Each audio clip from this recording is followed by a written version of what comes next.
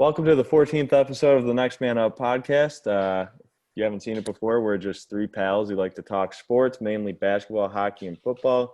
I'm joined by both Adam and Rich today. Last week it was just Adam and I holding it down, talking a lot of hockey and basketball. But we got Rich back in the fold. Rich, how you doing, man? How was your podcast off? I think that's the first thing you missed.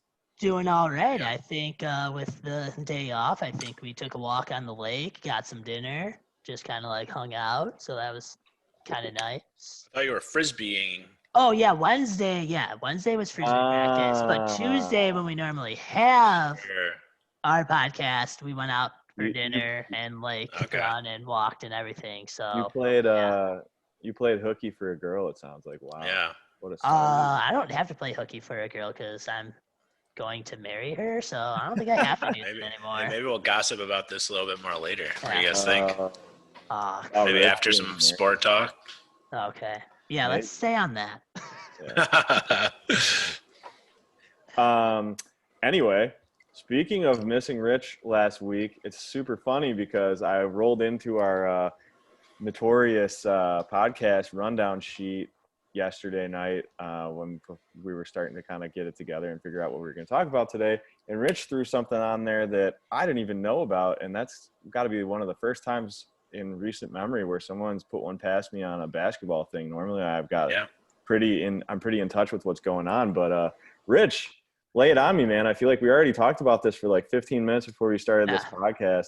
But, what's going on with LeBron and this protocol violation? It seems like this story is not being covered very much right now. It totally flew under the radar, and I had no clue it was even happening. Yeah. So the night before game one that they had with Suns versus Lakers, LeBron went to go promote a tequila with Drake and a bunch of other, famous Hollywood people, yada, yada, yada. Is it a tequila that makes your voice crack really badly?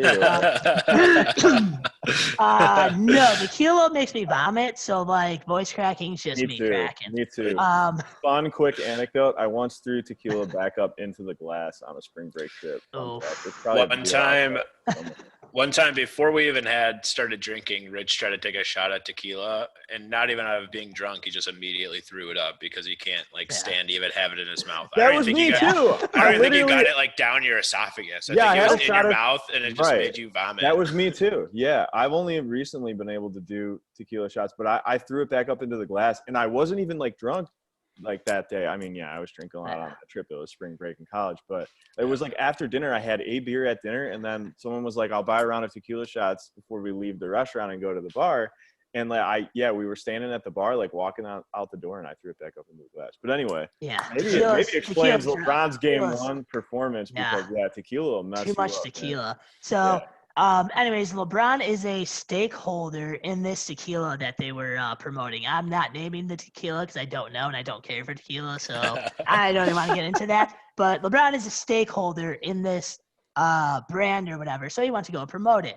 But according to NBA protocol for playoffs and the whole year with COVID and everything, there's been multiple suspensions of other players and everything for doing this similar type things. Stories and articles have come out just that day. So after the game, a couple articles got thrown out. Nothing else from the media. Media is like, we can't have LeBron getting suspended during the playoffs. That's all of our revenue, which is still bullcrap. So LeBron, again, getting away and doing whatever he wants at the mercy of the whole league. The league doesn't do anything, which I feel is pretty hot garbage there. But it's just interesting to me that something as big as this with COVID and everything, that no media outlet is still talking about this or why this is not a bigger issue. Because the first article I read literally said that no one was tested. LeBron didn't really test before or after. All the people that were there, it wasn't very COVID protocol at all. It was just seemed like a big party. He was asked about it in the post game, totally just ignored it, didn't answer the question at all, and now the NBA seems to be sweeping it under the rug, and I feel that is total bullcrap for all the other players that have been suspended for doing similar things, because there was also some star players that have been suspended for similar things. But since LeBron is I guess, a bigger star player, that he gets away with whatever. What are your guys' take on that? Yeah, again, we were kind of talking about this a little bit before we got on today, but I pretty much woke up to a report on Sunday morning, which I think was the day of Game 1, that said, NBA is looking into LeBron's actions after he was at his tequila event. And I knew right away that they weren't going to do shit about it, because there's no way they're going to suspend, their favorite player in the league. Obviously the league always finds ways to favor LeBron and make sure that he's happy and he's, doing whatever. So I knew right away that they weren't going to do shit about it. And like literally, I think an hour or so later, I saw a report NBA chooses not to do anything against LeBron for violating the policy. And I feel like there's probably a couple players that probably could have gotten away with this, LeBron obviously being one, but I feel like 90% of the league, if a player were to do this, then they definitely would have been suspended or at least at the very, very least fined. And I don't believe right now that they've said that they're doing anything at all against LeBron, which I think is crazy in my opinion. Crazy. Yeah, I mean, at least fine him. Like, that's a great point. Even if you want to bend the rules for him, at least throw down some repercussion. And it's not like the money will hurt. They could even fine him and put it to a charity or something. I mean, LeBron's a pretty charitable guy, to say a nice thing about him before I dig in. But yeah, I'm definitely going to dig in here with you guys as well. I don't think anybody disagrees that this is total trash. I remember last year in the bubble, being upset just with the way they enforced the rules about leaving the court early or leaving the court during fights. There was a playoff series back in 2005, I want to say, between the Suns and the Spurs, where Amari Stoudemire, who was a all-star, superstar player at the time, was suspended in a playoff game because he ended up just stepping on the floor during a fight. He didn't even escalate the fight. He just walked on the floor to see what was going on with the fight. And him and a bunch of other players got suspended. So it just seems for one, it's big market players, and it's also big market teams. Cause there's been, now we're in an era where you can't imagine a time before load management, unfortunately, in the NBA. But Greg Popovich and the Spurs used to get fined for that all the time. And they had older players, and it actually made sense for them to be resting them. They used to get in trouble all the time. I remember there was a game where they were playing the Heat, and I think it was after the regular season after one of the years where they met in the finals in the Duncan LeBron era.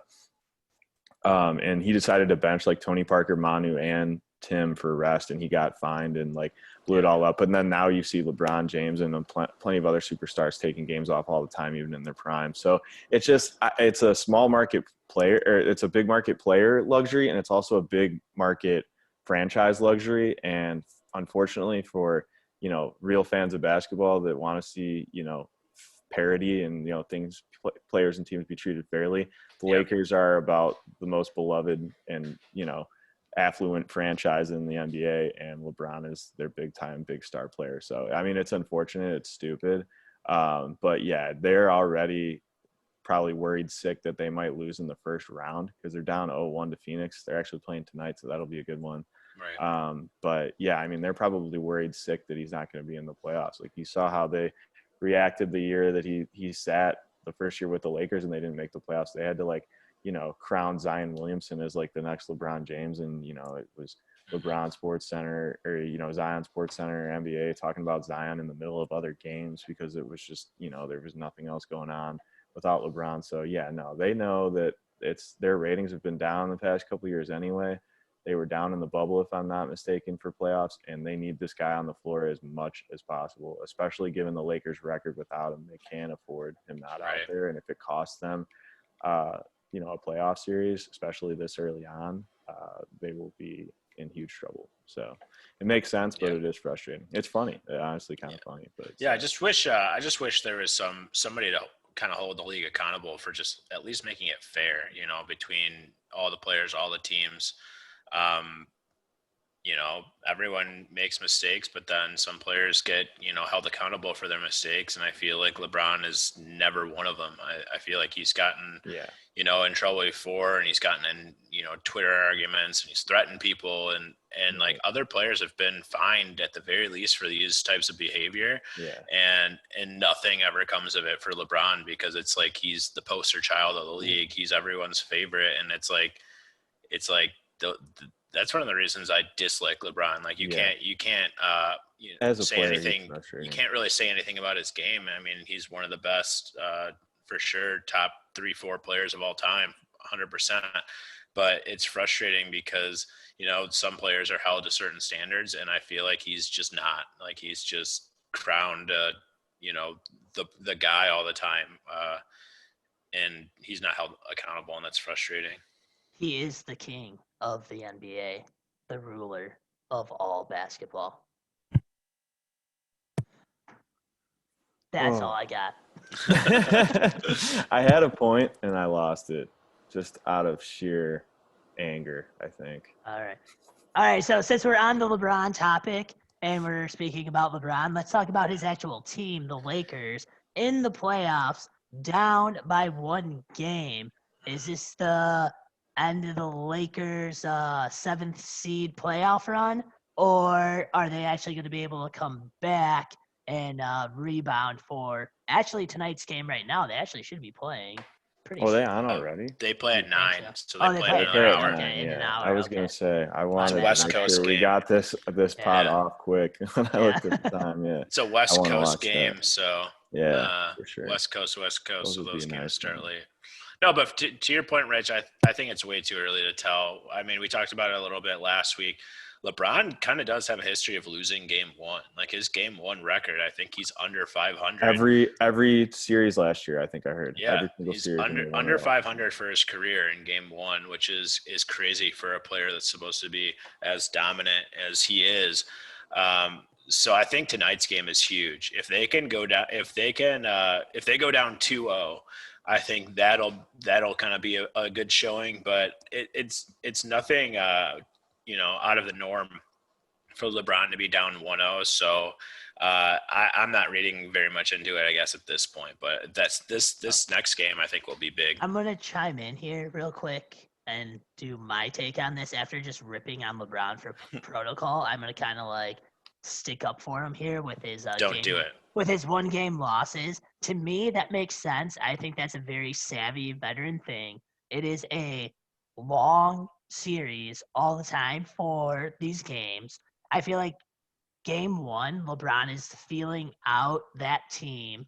LeBron is a very smart player. He wants to see what that team does, because in game 1 against like the Lakers or LeBron, everyone comes out hard and fast because it's like, well, we want to try to get up on this team.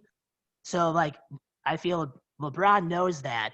So now after game 1, it's like, okay, what did they do? How do we beat this now? And then that's where you see the game like 2, 3, and 4 of LeBron-led teams always playing super well and super good, where I feel like he takes game 1 as kind of that feeler. Let's kind of, not saying he doesn't play hard, but like, you can ease up a little bit when it's like a 7-game series when you're this old now too. So what I would say to that though, Rich. What makes a series longer? Losing game 1. That's true. You'll shorten the series if you just win all the games. I sort of agree with Adam here. Like I will say this. I think the 0-1 and even 0-2 hole is so overrated. Like I don't think people need to worry about the total of a series necessarily until it's 3-0, 3-1, until one team literally has their back against the wall. I feel like you'd have to look at the numbers. I know there's not a lot of – I know close to like 70 or 80% of teams that win game 1 win the series. I know 0-2 holes are statistically even harder to overcome. But I feel like if you were to look at the numbers, it's becoming more common as of late, that type of stuff happening. At least it feels that way. I don't know if there's any direct correlation between that thought of mine and that actually being the case. But I don't know. I don't worry for these caliber of teams that are in playoff holes, and we'll get to another one earlier or later in this podcast. But yeah, an 0-1 hole is nothing. And I want to also point out that the Lakers played terrible. Anthony Davis has been really bad. To me, LeBron James is great. So, like, to Rich's point, I think, yeah, he didn't take over the game. He probably isn't going to exert himself going crazy to try to win a game one and, risk injury or risk being exhausted in the next game, especially with Chris Paul out. He probably wants to see how that will affect game two, if he's able to play or not or what. But I think Anthony Davis is the guy that just needs to play better or just take a different role in this series and not play as many minutes. It sucks to see Drummond not out there enough because Anthony Davis can't hit the mid-range shots that he's become accustomed to hitting in his career for whatever reason this season. He's just been off all around this season. I would not be surprised if he has an off-season surgery or something that he's been holding out on in an effort to win a championship and repeat. But he has not looked good. I had him in fantasy basketball this year, and he's just looked like labored. He's walking up the court in crucial moments. He's not playing like the Anthony Davis that we know and love, that hit game-winning shots in the bubble deep in the playoffs last year and played really well in the finals and what have you. So something's wrong with him, and I think that's a concern for the Lakers. But I think luckily with Anthony Davis, he's so good at so many things that if they just maybe even redistribute the amount of shots that he's taking because he can't score to the capability that he's used to, and just use him as try to have him conserve his energy for the defensive end of the floor, the defense has actually looked good. And I think that's the thing people are overlooking is that the Lakers, I think, shot 25% through a large portion of the first quarter. They only lost that against the Warriors, right, in one of the bubble games, and they only lost that by 10.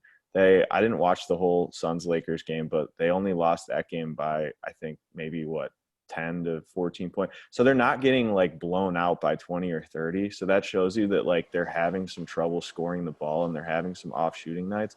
But the consistency on defense, this is still probably one of the premier defensive teams in the league. And the fact that they can stay in these games relatively, with their best players not playing well on offense shows that they might have a title run in them if they can grind it out, if they can play at the pace that they want to and make these games more defensive oriented. This is still a great defensive team. And I don't know, Adam, you and I always talk about this. Maybe we're just old, get off my lawn, old guys, but I still think defense matters a lot. And I think you're going to see that the Suns are not going to have that type of offensive efficiency. They're a young, experienced team. When they go to Los Angeles, I think some of the guys you're already seeing start to fall off. Mikal Bridges, I think, went 4 for 12 in game one. That was a guy that, people on Twitter have been talking about, oh, he's so efficient. He's one of, the analytics guys love that guy, but, he's young, he's inexperienced, first playoff series to my knowledge. And those types of guys on the road in Los Angeles, I just don't know that they're going to hit the same types of shots. I don't know that there's going to be an offensive explosion the way there was in game one. Devin Booker looked great in game one, but again, important to remember, a guy who has no playoff experience. We'll see how he does on the road. And the Lakers are a good road team, so they might even be able to get a win tonight. But I like the Lakers in a series where they don't have the home court advantage. They've actually been really good on the road. And even though they lost game one, I think, if they can get their offense going, their defense looks okay to me and what little I've watched them and since the play-in and now this first game. Yeah, I think sometimes a team with LeBron and just a team is good like that in general, I think sometimes they come out slow just because they almost feel like it should be a cakewalk, even coming in as a 7th seed and going against the second best team in the conference. I think a lot of that team is probably like you said, Anthony Davis walking up the floor thinking well, I don't even have to try. We're gonna win this series eventually. And obviously that's not typically the way teams win series or win games. It comes with the effort first typically. So I think I would be surprised if I see that same sort of kind of lack of effort in game two.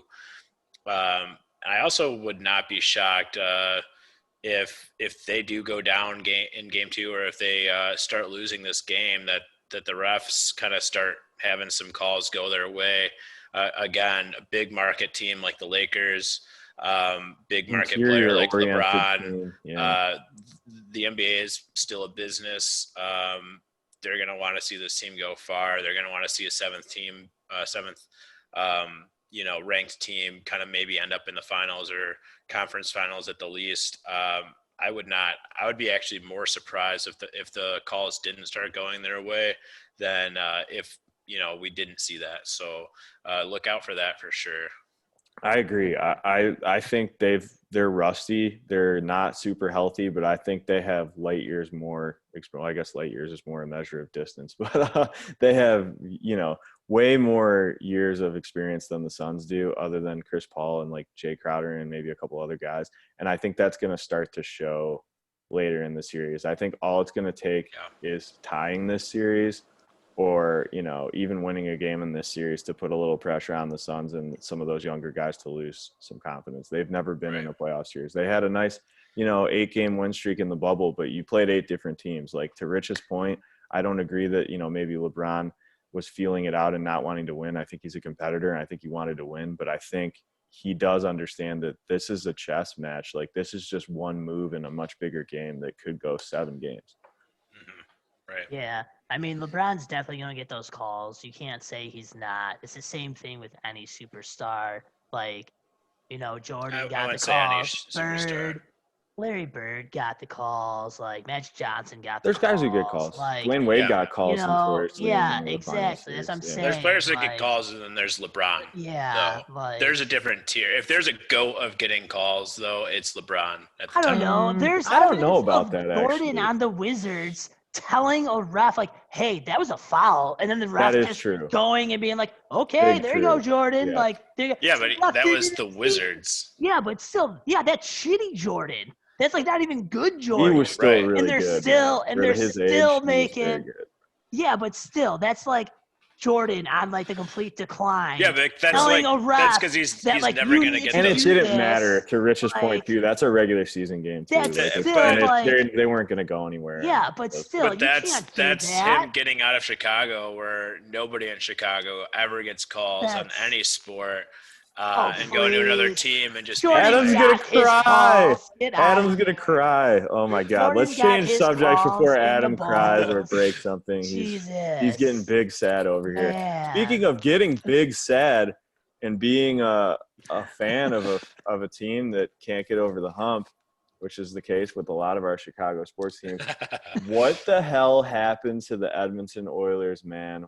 What is wrong with this team, Adam? I mean, I'm so excited to talk about this because you and I love defense. Yeah. And I feel like this is an opportunity for us to once again get on our soapbox and complain that defense is important and the offense will not win you games.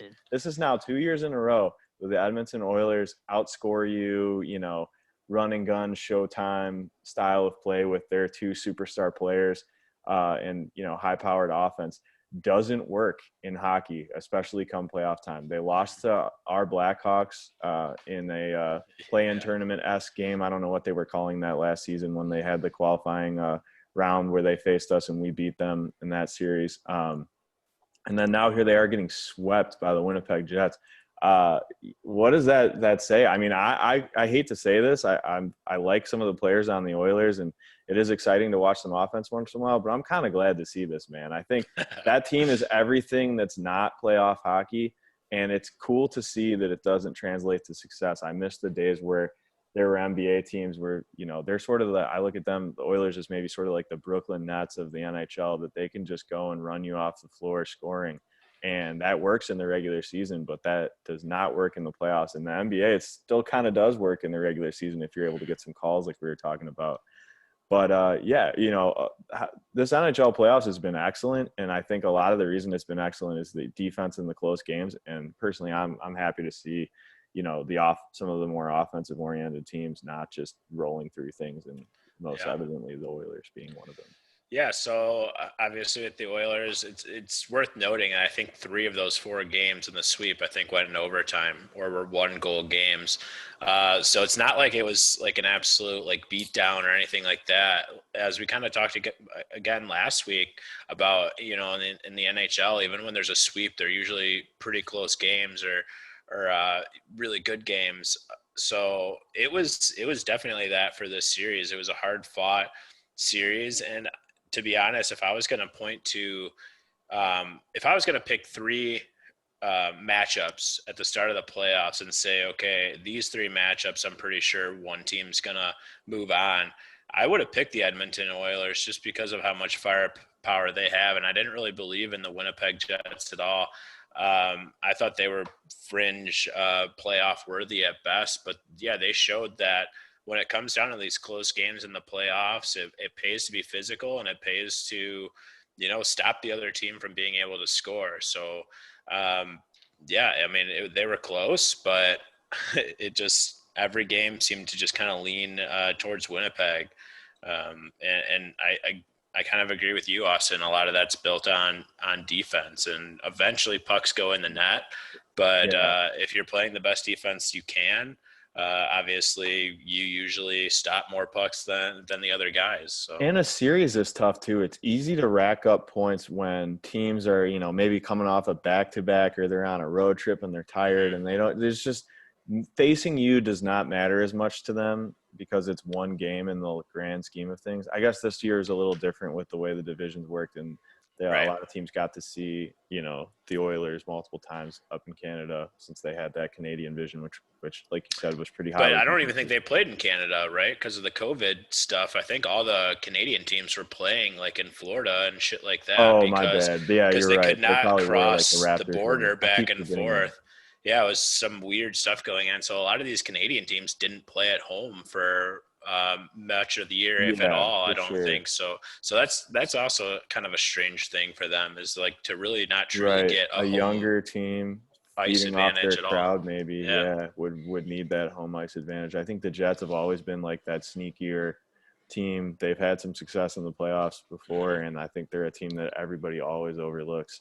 I did not expect a sweep out of them, but if you told me they were going to beat the Oilers, I would have probably believed you, just because they're just a team that hockey fans always tell me to watch out for, that like they seem to be able to hang from time to time and beat some teams. And one of the teams I think of when I think of the parity in hockey, a team that I sort of sometimes forget about, but is a solid team. But yeah, I mean, just looking at the score of these past games, to their credit, they lost a 1-0 overtime game in game 2. They lost game 1 4-1.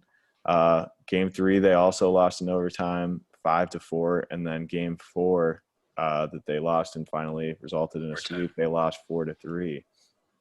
So in it's OT, like, again in OT, but in 3 overtimes in that last game. But still, I mean, when you do the math there, that's 3.5 goals a game. I mean, that's not unbearable. It's not like they're giving up 6 goals a game, but by the same token, there are games end in 1-0 and stuff, and they did have one of those. But there are some teams that are doing a better job defensively, certainly. I think, but I think maybe that's some of it. And I think, like, to Rich's point, talking about sort of basketball, the LeBron James thing, being able to key in on players and learn their habits and tendencies and watch film and say, this is what this guy's doing this week and this is how we can stop them. I think that probably played a big factor as well. But I mean, there's a lot more going on in the NHL besides just that, though. I mean, I feel like in general, in the playoffs, the scores are typically lower. I mean, typically, if you can score four goals in a playoff game, you're going to win that game more times than not. I would guarantee that.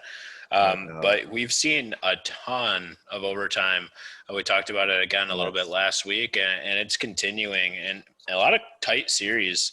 But I was definitely I was one of those guys, I guess, that wasn't really a believer in the Winnipeg Jets. That would have been one of my 3 or 5 teams I definitely thought was going to be out in round 1, along with, I didn't believe in the Penguins. I didn't really believe in the Panthers. I thought the Panthers were in trouble, especially both. Go ahead.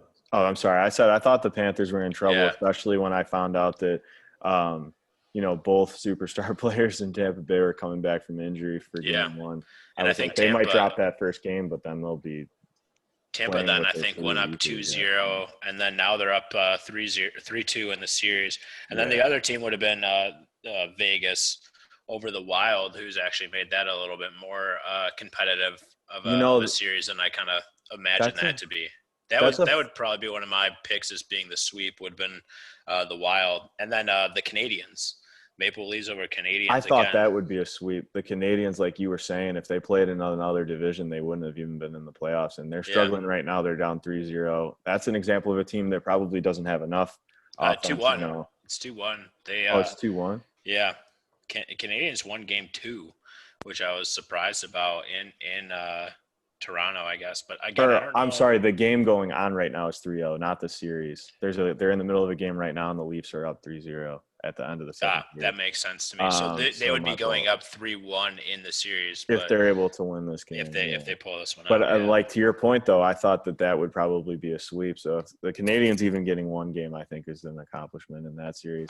And then touching back on the Wild and Knights, though, it's funny you say that was going to be a sweep. I was kind of feeling similarly that Vegas would be really good, but for whatever reason, the Wild played them really tough this year. I think my friend who's from Minnesota, who's been eyeing that team a little bit this year, said that they actually, I believe, either swept the season series or at least handily won the season series against Vegas, which is sort of surprising. So Vegas definitely favored, I think, but they had a lot of success against that team this year. I think they just match up well with them, and it's not a huge surprise to me that they're hanging around, but I think Vegas will probably close that in 6 or 7. Yeah, it was definitely a strange year with how the divisions worked out and only playing in your division. I feel like I didn't see any other divisions play because, I turned on the Blackhawks. I didn't really see anybody outside the division. I mean, I watched a couple other games that Blackhawks weren't involved with, but it was still in the division. So I saw a lot of, the same old teams,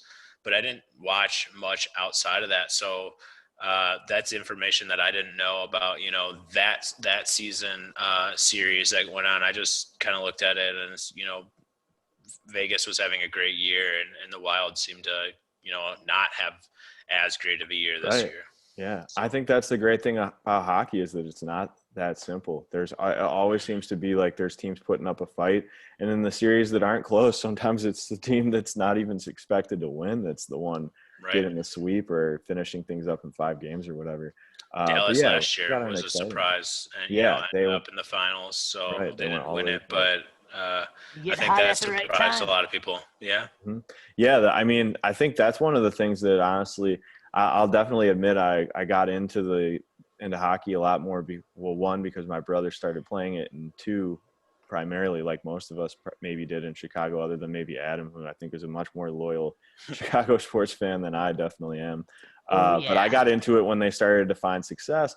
But I will say that one of the other exciting things that got me into it is knowing that the Kings, I think the year before we won our first cup or the year after, or right around that same time, they went the distance as an 8th seed and won the Stanley Cup in the Jonathan Cook era. So it's cool that kind of stuff happens. And I think it's easier to get into that sport, even if you're not a hardcore follower. I just don't know why anyone who likes sports wouldn't turn on some playoff hockey when it's playoff time. I think it's arguably the best playoffs. It's definitely the best professional sports playoffs of the major sports, in my opinion. I don't think it's close. I think it's a lot more exciting than the NBA playoffs, as much as I like the NBA.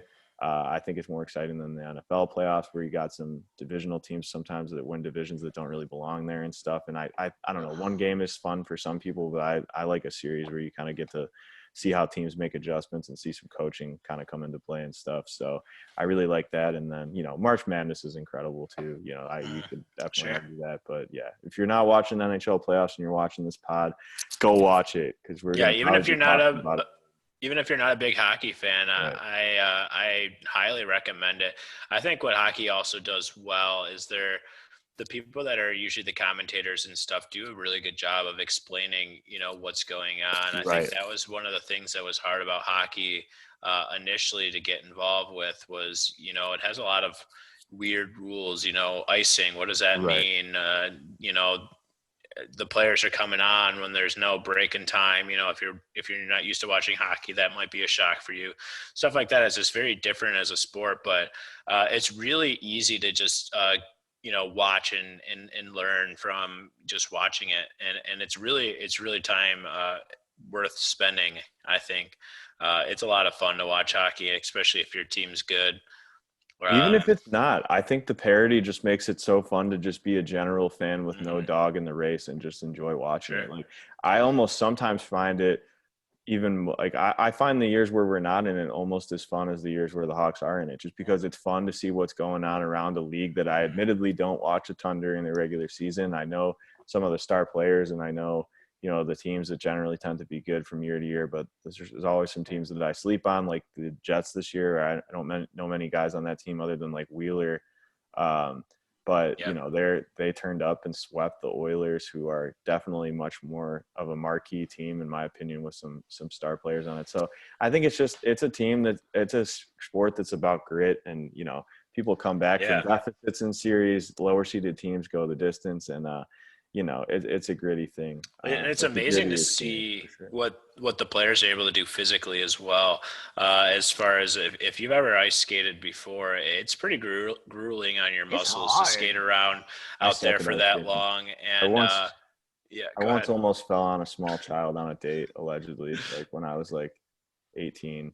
So Austin did fall on a small child. Yeah, right. Allegedly. I almost fell on allegedly. I cannot ice skate, I will admit. But the other thing, I mean, these players are not only able to skate around like that, but they're able to hit hit other people the way that they are. Yeah, take 80, 70, 90 mile per hour pucks in the face. Yeah.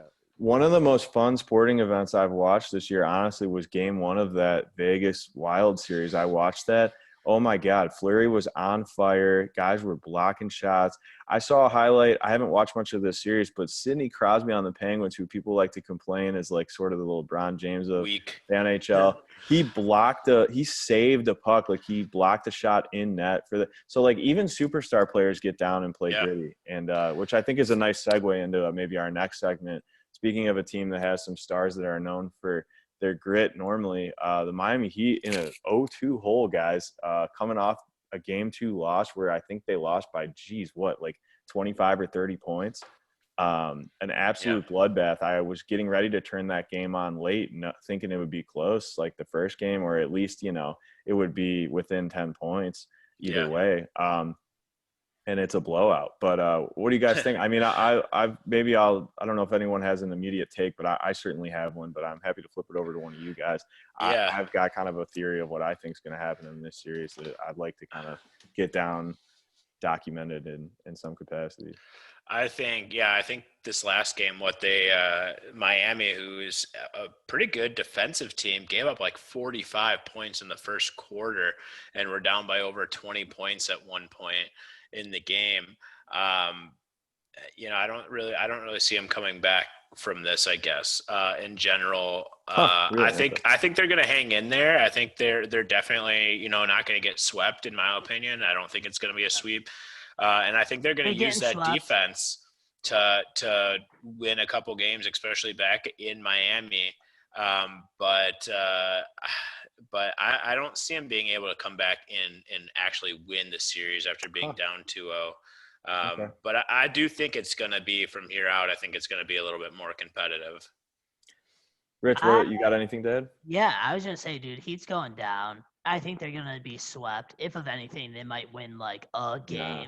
Dude, Milwaukee's my team. I said they're going all the way. Stick to your guns, Rich. Is it going to be a sweep or is it not going to be a sweep? You have to call it right now. It's going to be a sweep, dude. Bucks are going to take care of business. They're going to get some extra rest. Like, I'm sorry, that blowout loss, like that's a game 2. And the Heat, they're coming in hard for game 2. And for Milwaukee to just blow them out the way that they did in game 2, all Milwaukee has to do is just keep it up. They're going to get some extra rest before the next series. Heat's just going down. I love Jimmy Butler from playing with the Bulls and everything else like that, but I just don't think Jimmy Butler can do it for him this year. I know this is a crazy opinion, but I did not expect you guys to have no difficulty kind of thinking the Bucks here. But I'm going to ride with Jimmy Butler and say that I think they can come back and win this series, and I don't know if they will, but this series is going to go at least 6. I think they're going to get the next 2 in Miami and tie this series. Mark my words. I think they're going to do it.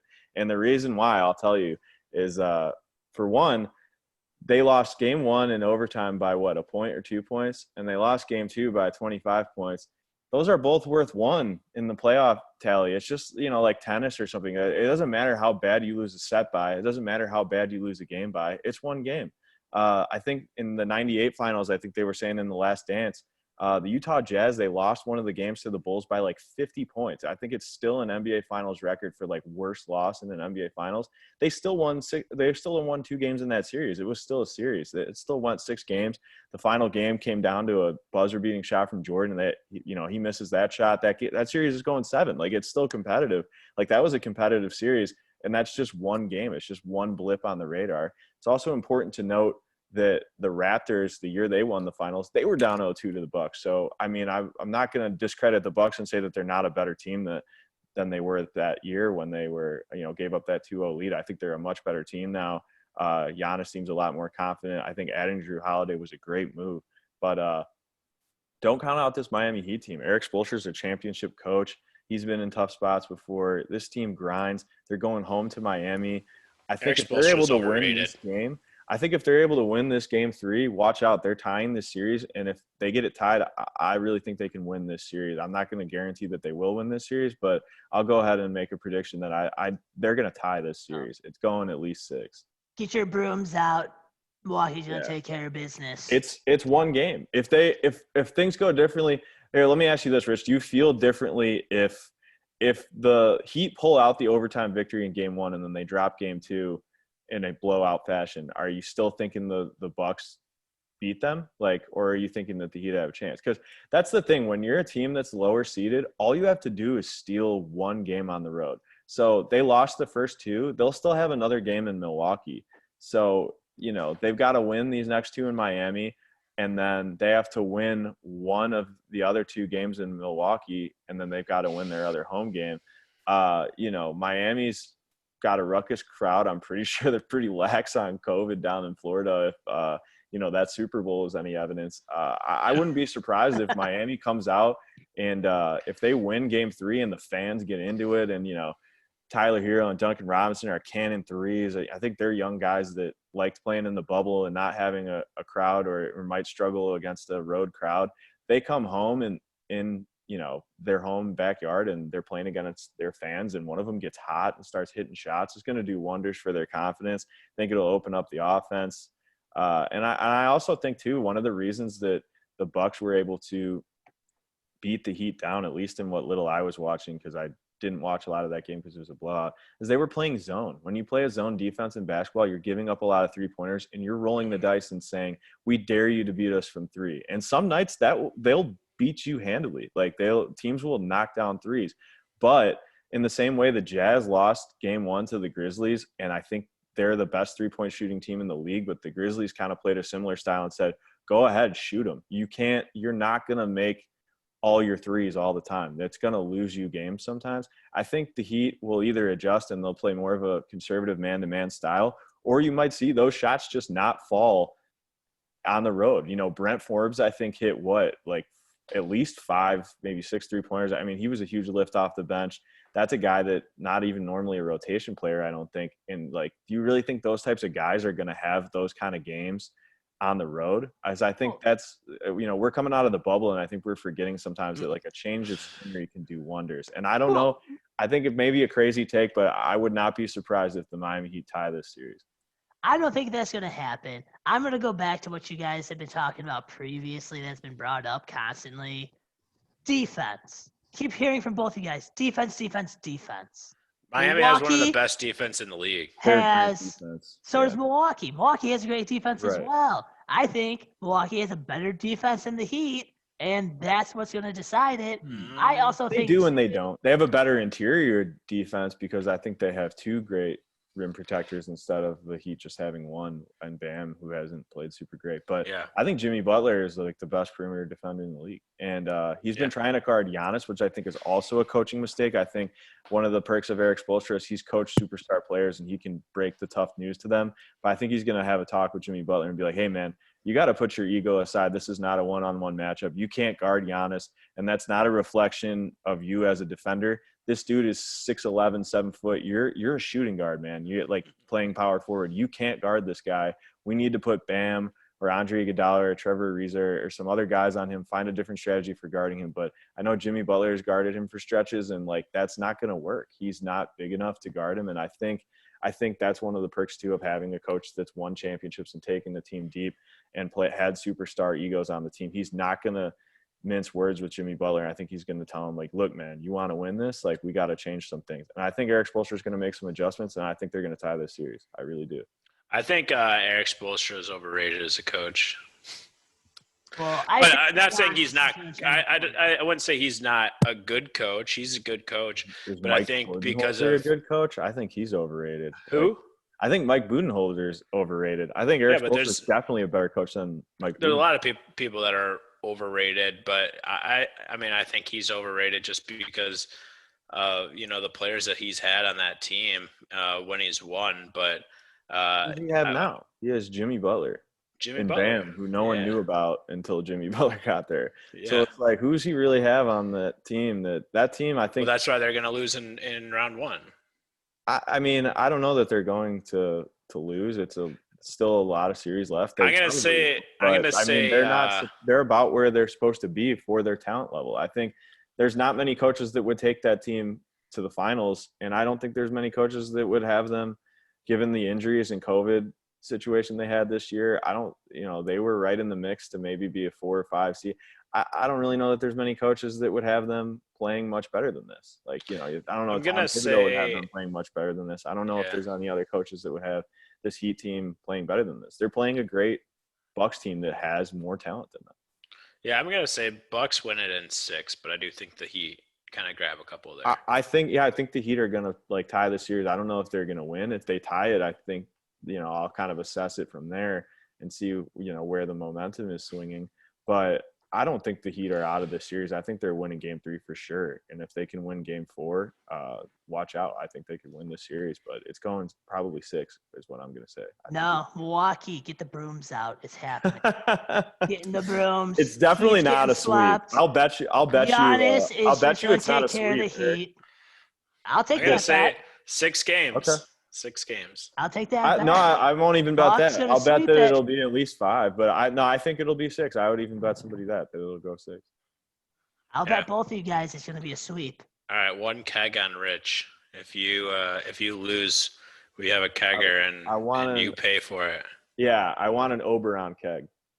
I don't know about Oberon, but How about a quarter barrel? I could do a quarter barrel. Keg. Quarter barrel. Okay. Nice fancier beer. Or if you get a nice if you guys want some beer. Nice cheap beer, we could do a big boy. I'm down for that. You're afraid of your bet, basically, is what you're saying. Not afraid of my bet. You're already thinking about how much the keg's going to cost because you're not winning this bet, basically. Okay, so then that means if I win, you guys are going to buy me a giant keg of some fancy beer? No, we'll buy you a regular. See, there you go. Barrel of whatever you want. Okay, all right. If it's a quarter barrel, then domestic beers only. But you got to bet. I think it's going to go 6. Okay, Milwaukee's going to sweep. I don't know about that. Okay, yeah. So, any other surprises in the NBA playoffs so far for you guys? Fucking Clippers are screwing me. I was calling the Clippers to win it all, and they dropped Game 1 right away. I'm not shocked that the Clippers lost Game 1, and it wasn't that they collapsed in their classic Clippers fashion where they're gonna unravel completely necessarily. Like, the Mavs are a good team. They played really well even with Porzingis out multiple times last year.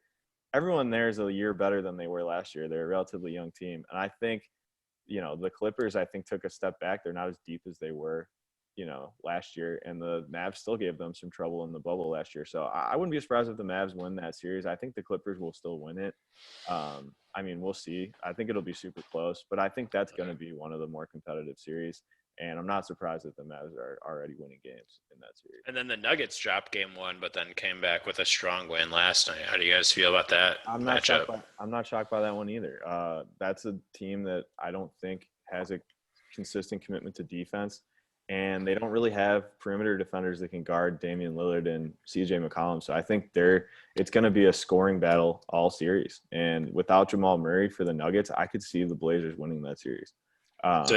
Because I don't know that it's going to be an offensive-oriented series. And I know Jokic is the total package on offense, but other guys are going to have to step up and get involved, and they're going to have to outscore the Blazers because I don't think they're going to be able to stop them. Rich, get your room ready. Is it going to be a sweep for the Nets and or the 76ers?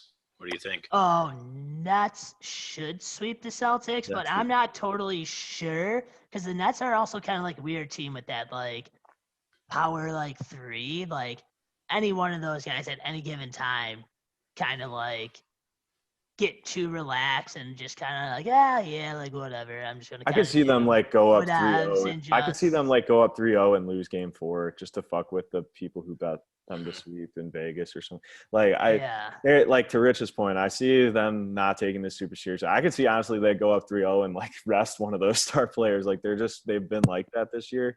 And I think they're kind of cocky, and I think they can actually afford to be kind of cocky against the Celtics because even if they do drop a game, I don't think anyone's going to worry, including them, that they're maybe going to lose control of the series. So, yeah, without Jaylen Brown, you didn't really get a fair shake, the Celtics, this season against them. The Celtics just kind of had an off year altogether. They got to come back and retool with a better bench, and Jaylen Brown will have this offseason surgery, and I think he had a really great year leaping forward. And I was looking forward to watching him in the playoffs and seeing how that would translate because I thought he played well against the Heat last year and it was overlooked. I thought he played well this regular season and it was overlooked. So I was kind of waiting for his coming out party and seeing if they could steal some games against the Nets, but he obviously been playing. So I think that's going to be a sweep. Yeah. I think the Wizards will probably get one though. They were close in game 1. I mean, I love Russell Westbrook as much as he disappoints me. He's like an ex-girlfriend you keep coming back to. You know what they're going to do to you. Maybe just like a dime piece on the side. Yeah, he's just like, he's going to let you, but you just love him anyway. But like, he really is. Like, but I think he's going to do that thing where like maybe they'll even win game 2 or like, they'll win a game to make you think it's going to be a series, and then they'll probably lose in 5-6 at best. Yeah. Yeah, I kind of have that one going in probably 5 as well. I think both those games, I don't think either one of them will be a sweep. I think they're both going to be a 5-gamer. I can see that. I think the most surprising, and maybe it's not as surprising to some people, but just Memphis has surprised me in general throughout the play-in and then the playoffs. I didn't really even think they were going to get in, beating the Warriors after beating the Spurs. I didn't really see them winning either of those games. And then there they are taking game 1. They've been kind of surprising to me. I don't know what you guys think about that at all. I mean, I'm a little surprised to see them get in. Donovan Mitchell was out in game 1. Again, like I was talking about with the Bucks going on their 3-point spree, the Jazz are a team that, especially without Donovan Mitchell, they're really just Rudy Gobert anchoring the defense, and then they're just a team of shooters, and they just shoot a lot of 3-pointers, and some nights they're going to have off shooting nights, and they're going to lose to teams that they're supposed to beat. And the Grizzlies just kind of grind. They're going to defend. They're going to contest those 3-pointers. They're going to get out on those shots, and they're going to try to make this series play at a pace that they like. And I don't know that they're going to win this series, but I wouldn't be surprised if a lot of the games are close. So yeah, I would definitely watch out for them, not to win the series, but just that might be a fun series to watch. We might actually see some close games down the stretch. Donovan Mitchell's going to play in game 2, I heard, but yeah, I think not having like a go-to scorer that can get in the in-between game and score in mid-range, I think really hurts teams. I think being able to score from mid-range is important in the playoffs because it's, according to the analytics guys, the statistically the worst shot you can take. But I think it's the hardest shot to defend because teams will give you that shot because it's not a high percentage shot. And a guy like Mitchell jumping back into the series, I think will do wonders for the Jazz. I think people are underrating the fact that he wasn't there in game 1. Sure. Rich, do you have anything to add? My ad is I'm done talking about NBA. It's time for some football.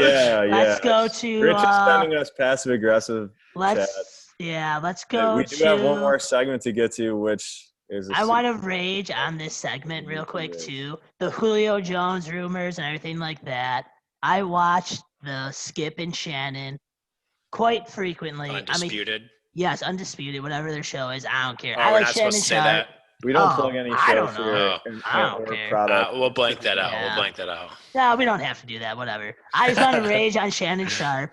Normally, I like Shannon Sharp's like takes more than Skip's, just because like Shannon is a player. He knows that like kind of player mentality and stuff, Hall of Fame and all that stuff. So I like Shannon Sharp. So, but I need a rip on Shannon Sharp for the moment here because this is so hypocritical of like him and Skip. Because earlier in the year, there was some like celebrity guy that was talking to Kevin Durant, and everyone tweaked out because he like leaked the text messages because Kevin Durant was like talking mad shit. And then like everyone blew up and was just like, that's uncalled for. You can't just like call someone like that. Like, that's an intimate conversation. Like, Shannon Sharp went on this whole rant about how like you can't do that to players. It's disrespectful, all this stuff. And then what does Shannon Sharp do to Julio Jones? Did the same thing, but on a phone call instead of a text message. Just totally calls him up, and it's just like, oh, hey, what's going on? Oh, it doesn't even mention he's on live TV after Julio's like, yeah, I ain't playing for Atlanta anymore. Like, are you kidding me? That Yeah. huge rant about disrespecting that type of thing, and you turn around and go and do the same exact thing. I did not know Mind that. I don't watch blown. that show much, Unfreaking but real. that's trash. That's totally Unreal. Yeah. So do you think it's true? Or do you think it's just something boiling over? I think it's true. Or do you think Julio's really done in Atlanta? You think he's on the move? I don't think he's going to move. Arthur Blank loves Julio Jones. They traded up for him like really far to like they moved up for Julio Jones. He's been there the whole time. I think this is another just like media type thing. It's the same thing with like Aaron Rodgers. It's nothing's going on in the NFL right now. Everyone's going to be talking about this for the next like week and a half. Then stuff's going to come out saying that like they fixed the relationship, everything's going to be fine, and all that stuff. I really don't see him leaving, but it is fun to like talk about on like where could he land, what team Sure. would actually do it, and things like that. But I think don't see he's him leaving. moving. You think he's out? Yeah, with all these young quarterbacks in the league, man, if I'm Julio Jones, I got to be thinking like, dude, I can get an easy Super Bowl if I play on like a lot of these teams. Like if you pair him with a elite quarterback, like I just think he's still got some life left in him. I think people are talking about how he's lost the mantle as the best wide receiver, and I would definitely agree that that's maybe been the case for a couple of years now. I don't think he ever was. Yeah, I mean, I think he's always been the top three, but I don't think he was ever the best in the league. Right, but still, that he's still sort of at he's in that caliber where it's like you look at DeAndre Hopkins like leaving the Texans to go play with a better receiver, and that sort of seemed to work out for him so far. Or Devontae Adams has at least for now. Aaron Rodgers, like some of these other elite receivers have better quarterbacks, and I just think with such a young quarterback crop of like superstar quarterbacks that are so young, I could just see him wanting to go play with one of these young quarterbacks and just try to like go the distance and see if he can get one and then maybe hang things up soon. I don't know what team that has a young quarterback that has an all-around better team can afford him right now, though, and that can afford not only his salary or what he's expecting to be paid, but also Atlanta Chargers, from the reports are saying that they minimum want a first-round pick for him. Yeah, Rich, I guess Chargers, yeah, that would maybe make sense. But I'm hearing like a lot of things that like that like Patriots and 49ers. Well, like the Patriots, I don't think are on the cusp of another Super Bowl. I don't even think they're. I think I would put them more on the cusp of making the playoffs. And then I hear a lot about 49ers, which yeah, with a guy like Julio could probably push for an NFC Championship game or something like that. But I don't think they have enough capital and cap room to pay him. Yeah, they don't have enough cap room. And as far as draft capital, they gave away their first round picks for the next couple of years to move up to take Trey Lance. So I don't really see him going there. I think the Patriots make sense for him. They never really got a star wide receiver in the draft like everyone kind of thought they might go with. They didn't really pick up a star wide receiver in free agency. Obviously, they lost Julian Edelman. We talked about that. So they could definitely use, that star wide receiver, but I definitely wouldn't say that's one of the teams that, is on the cusp of a Super Bowl. I think they're more on the cusp of even making the playoffs at this point. So I don't know. Yeah, that would be a weird move, leaving a team that's probably projected to be pretty mediocre and going to another team that's probably projected to be pretty mediocre. And I think that if he stays in Arizona, or in Atlanta, I think that Atlanta offense could be one of the best in the league as far as, they have Calvin Ridley, Julio Jones. That's a hell of a 1-2 punch. And then with Kyle Pitts coming in. Do you think he'd rather go play in a situation where he's the man at wide receiver and maybe he has to carry sort of the wide receiver core, but the defense is really good? He did that for quite some time. He was the man in the league for a while, and I don't think that really matters as much to him. I think the Falcons could be a pretty good team this year in a division that definitely took a small step back with the departure of Drew Brees.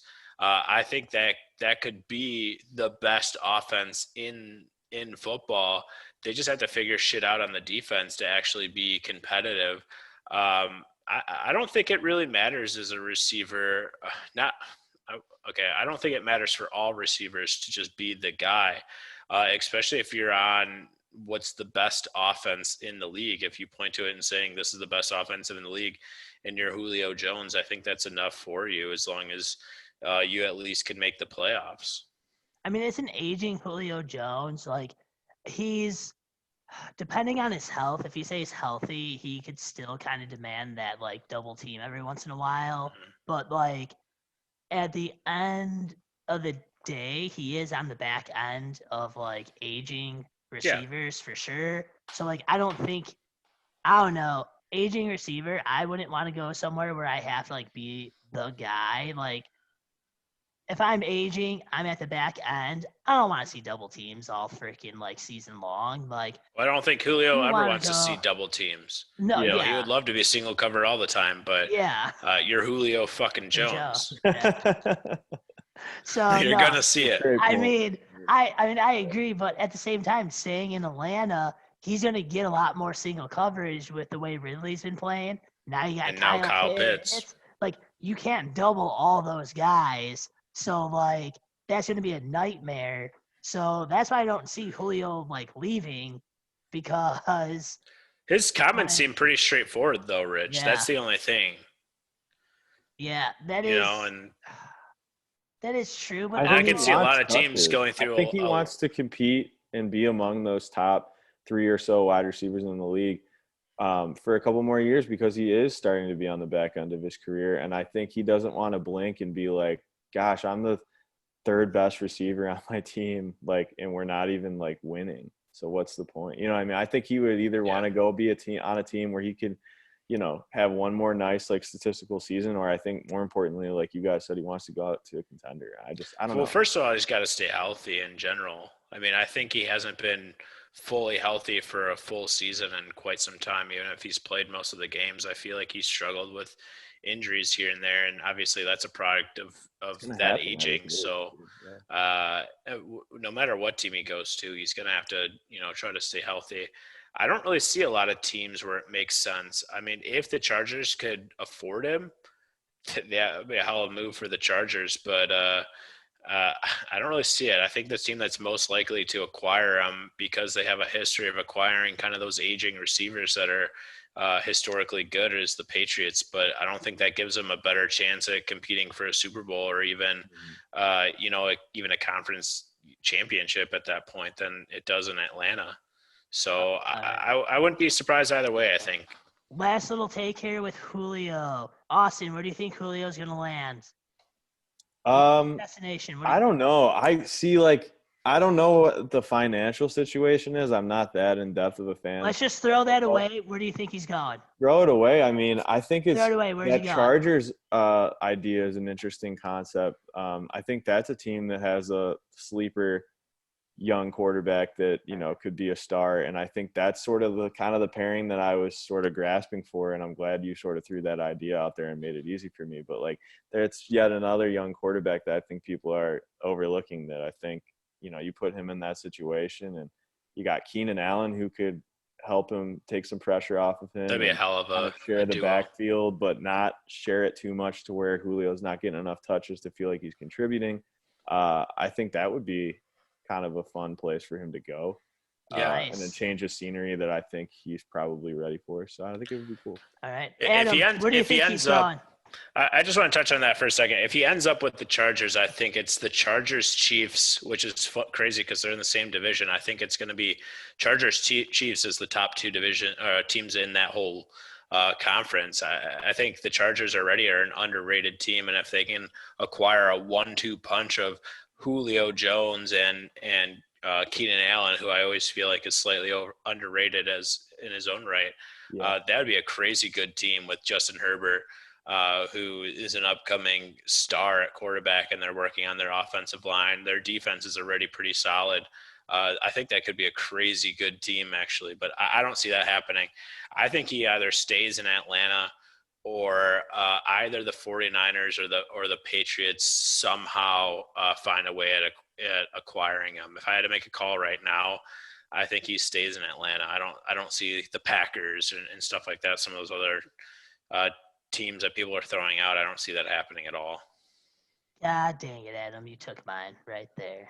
Did For some reason, like, I'm kind of like with you. He stays in Atlanta, or I actually see him going to Green Bay because that's like, Aaron Rodgers all pissy about the GM and stuff. That's a GM move right there that shuts Rodgers up.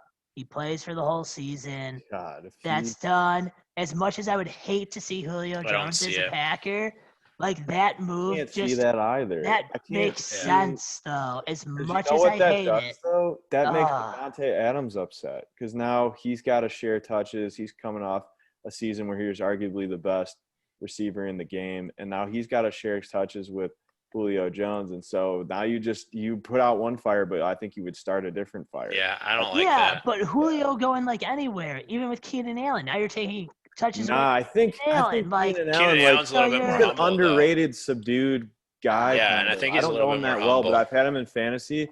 He's never projected to do super well, and he sneaks up on people. And I don't think he's like that marquee guy that gets a lot of attention the way Adams and some of those other top tier receivers do. I don't think he would be threatened by that. I think he would welcome being the sneaky second best receiver on his team, but then might outscore him touchdown wise or have more yards than him or something just because like he's so good as a second. Sure. Yeah. And I think a dark horse in this whole thing would be like weirdly Oakland, I guess not Oakland, Vegas, the Raiders making a weird. So I'm not the only one. Look at that. I nodded my head too. I totally man, not the only one. But yeah, I don't know. Vegas. I think if I was going to pick a dark. Oh yeah. Pretty much. If I was going to pick a dark horse team, it would be the every Raiders. Tuesday. All right. All right. I don't know what I'm wearing. 2-minute drill. Sure. 2-minute drill. We're doing the 2-minute drill with Austin. Adam, you are going to read the questions off. I put stuff in the 2-minute drill. Wait, where did you put it? In the tab. It literally says I'm under D. Austin, 2-minute, May 25th. They're telling me where to look, but I swear that I'm not looking. I'm looking down to set a timer on my phone. I assume you have some other questions if you want to take away or do whatever. I was no questions ready? Wow. I know. I wrote questions, but I put it under asked to Austin at the bottom. Rich, I didn't even realize that you were putting him over there. This is so bullshit, guys. Yeah, this was a fuck up on our part. So I literally told you where I was putting it when I started. Yeah, I thought I was putting it under where it says Austin, and you put it just all the way to the right. I don't know, guys. Comment if you think this is a win on a technicality. No, Lawson, we have too many questions written because I ended up, since I didn't see any of Rich's, I ended up writing 6, and Rich still wrote 4. So I will ask Rich's, and then I will go into my own. I'll just pick 2 of my own. Rich, are you going to start a timer? Timer's up. When I finish the first question, you can start. Okay. Okay. Austin, you ready? Yeah, let's do it. All right. Number 1. Who is the hardest NBA partier in the league today? Oh God. That's funny that not a lot of guys party these days. I'm gonna go with one of the older guys. I'm gonna go Lou Williams, strip club Lou Williams. He thought about retiring. I think he's pretty checked out. Maybe not during the playoffs, but I think he's the hardest partier. The young guys just play on Twitch and play video games. So I agree. Who best NBA defender of all time? Of all time, let's see. I think it's Hakeem Olajuwon, one of the few guys to ever have a quadruple double. I'd love to see him, and he did it twice, I believe. Only got to do it twice in the block counting era. Wilt Chamberlain probably would have been up there too. I think he's the best all time. I think he'd be great in any era of basketball. I think he could guard the pick and roll today. I think he's probably he's just a timeless defender. He can guard pretty much all 5 positions, I think, for stretches. Okay. How many teams will be swept in the NBA playoffs this year, and which teams will be swept? Total or just the first round? Total. I'm gonna say 3 or 4 teams. I'm gonna say the Celtics get swept in the next round. I'll say let's see. Dude, this is tough. 45 seconds. I'll say, oh my God, skip. Okay. Who is the most overrated player in the NBA playoffs this year? Most overrated player? I hate to say it, but so far it's got to be Jimmy Butler. He's really not playing the way that he's supposed to. Go ahead, next. Okay. Which NHL teams will end up in the finals this year? I think it's going to be the Colorado Avs on one side, and on the opposing side, God, I don't even know off the top of my head. Skip that one too. 10 seconds. Is LeBron flopping getting out of hand? Yeah, it's always been. Go next one. Okay, you're coming back then to how many teams will be swept? Well, 4, but I don't know which teams. Yeah. Damn, that's hard. Those, there were some pretty hard question ones in there. Because it's we're only in the first round, so it's you got to do. Yeah. I don't have a photographic memory, so I couldn't picture all the teams in the playoffs and what the matchups would be in the second round too. I only think the Celtics are going to be swept in the first round. Yeah, that was a hard one. I have to admit that was a really hard one. That one really stumped. Because you have to think ahead of who's the next matchups, and then is it going to be sweep? And then I'm a dumbass too because that NHL one is kind of harder this year too, isn't it? Because what's the conference breakdown this year? I made a bracket too. I just pulling a hard blank.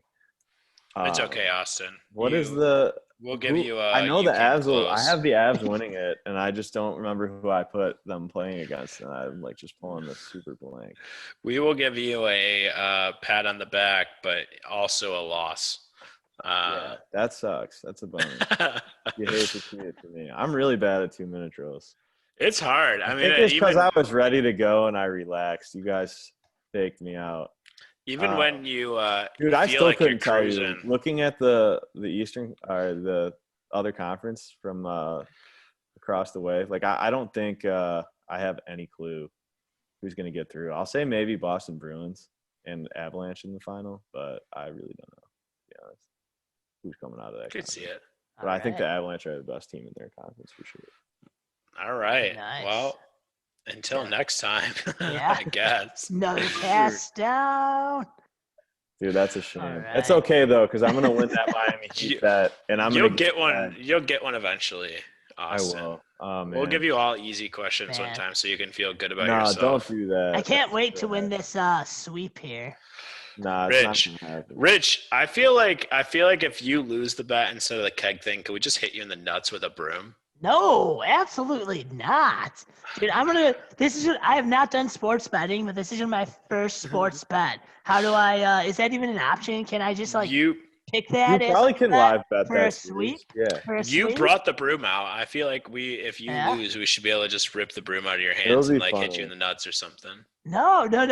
We already bet on kegs. I already texted I'm going to send Jimmy Butler. You know what I'm going to do? I'm going to Adam, could you clip that part of Rich saying the Bucks are going to sweep the Heat, and I'm just going to take that section of the video and DM Jimmy Butler on Instagram and just and just anger him. yeah, because That's he's playing fine. pretty Go bad, with and I it. like. I mean, I'll admit he's playing super Yeah. overrated. He looked like the most underrated player in the league in the finals last year, and this year, you know, people who say he's rated fairly or he's overrated, like it's fair to say he's disappeared a little bit so far. Do what you need to do to try to win. All right, Hey, people. I mean, I would be more flattered that it would get some attention to the pod, but Yeah. I doubt That he would would be respond. nice. I doubt he would respond. He might. Yeah. No, he's gonna get all that negative stuff. Dude, he has like agents and stuff working, dude. That's someone Yeah. else's job. I imagine worrying about he that. has way too many messages to read that kind of Yeah. stuff, even if he does get on his own social media. Yeah. I agree. But all right. All right, people. Till Well, next thanks for hanging time. with us. Fun. Bam. Devastating There you 2 go. minutes There's in a where the row, hand but- should be. All right. All right. Bye.